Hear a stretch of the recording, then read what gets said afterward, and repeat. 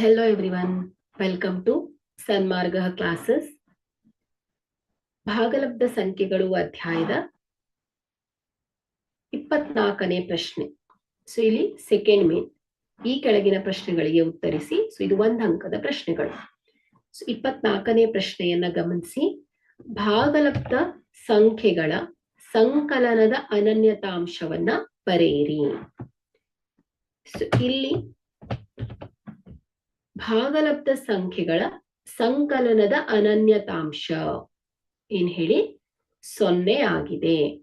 So ಯಾವುದೇ ಭಾಗಲಬ್ಧ ಸಂಖ್ಯೆಗೆ 0ಯನ್ನ ಸಂಕಲಿಸಿದಾಗ ನಮ್ಗೆ ಅದೇ ಸಂಖ್ಯೆ ದೊರೆಯುತ್ತದೆ.